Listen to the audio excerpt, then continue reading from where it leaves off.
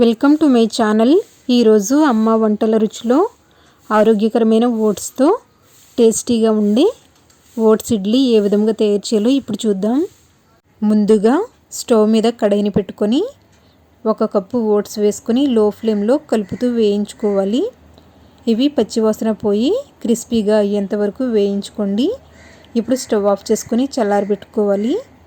చల్లారిన తర్వాత మిక్సీ జార్లోకి తీసుకొని మెత్తని పౌడర్గా రుబ్బుకొని పెట్టుకోవాలి. ఇలా రుబ్బుకున్న తర్వాత స్టవ్ మీద కడాయిని పెట్టుకొని 3 లేదా 4 టీ స్పూన్ల నూనె వేసుకొని వేడైన తర్వాత 1 టీ స్పూన్ పచ్చిశనగపప్పు, 1 టీ స్పూన్ మినప్పప్పు, 1/2 టీ స్పూన్ ఆవాలు, 1/2 టీ స్పూన్ జీలకర్ర వేసుకొని లో ఫ్లేమ్లో కలుపుతూ వేయించుకోవాలి.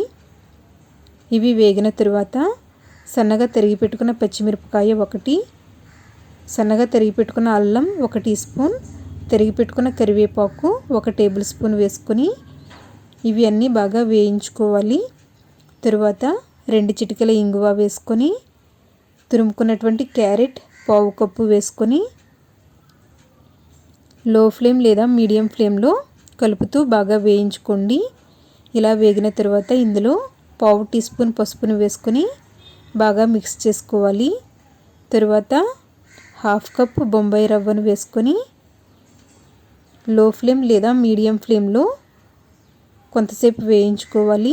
ఇలా 2 మినిట్స్ వేయించుకున్న తర్వాత స్టవ్ ఆఫ్ చేసుకొని చల్లారబెట్టుకోండి. చల్లారిన తర్వాత దీనిని ఒక మిక్సింగ్ బౌల్లోకి తీసుకోండి.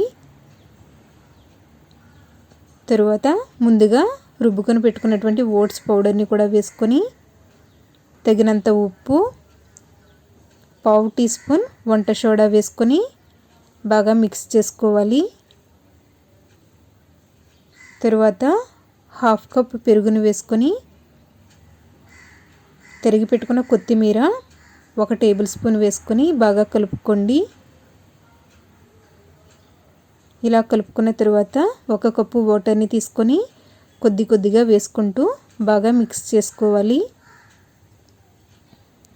ఇలా కలుపుకున్న తర్వాత మూత పెట్టుకొని 20 లేదా 30 నిమిషంల పాటు పిండిని నానబెట్టుకోండి. అరగంట పాటు నానబెట్టుకున్న తర్వాత ఒకసారి అంతా బాగా కలుపుకుందాం. పిండి నానేసరికి కొంచెం చిక్కబడుతుంది. మరీ చిక్కగా అనిపిస్తే 1 టేబుల్ స్పూన్ వాటర్ని వేసుకొని బాగా కలుపుకోండి.